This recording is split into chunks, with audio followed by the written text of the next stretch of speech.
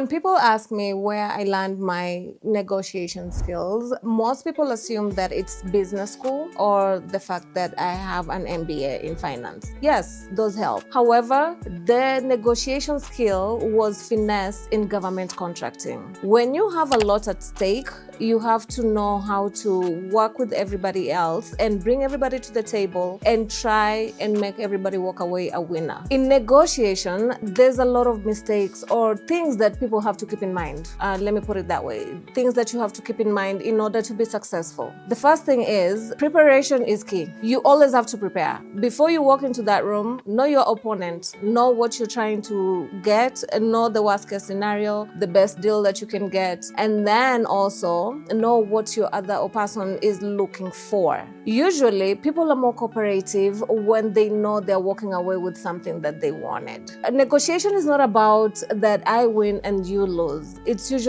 a win-win kind of situation. You have to remember that, although it is perceived as different. Secondly, structure will always beat emotion. When you go there, no, this is the first agenda. We're going to talk about this. This is what we'll talk about next. And do not bring emotion into it. Most decisions, whether you're trying to negotiate in Africa, Middle East, Asia, the US, with a government or an individual, you have to realize most business deals are based on finances. Yes, there might be a little bit of emotion, but you have to remember that how is the other person benefiting? And you cannot go and cry just on the negotiation table thinking that you'll sway your opponent. Thirdly, integrity is key. You have to come and be as transparent as possible. Whatever will benefit you, go ahead and state it. How it will benefit them, it's good if you state it. If you put your cards on the table and be transparent in how you're doing your business deals, people tend to want to work with you more. If you don't,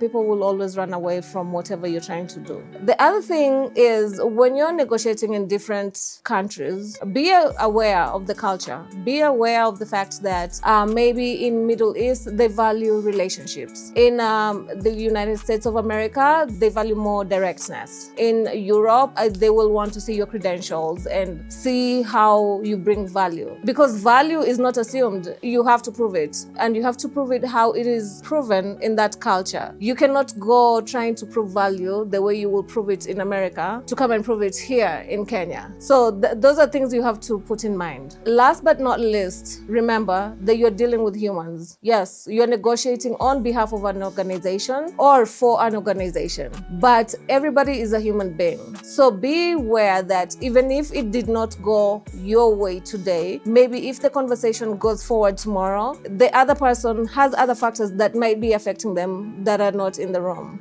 These are just some of the things you have to put in mind. To learn more about how to negotiate, go ahead and press the subscribe button and come here next time and learn some more new skills.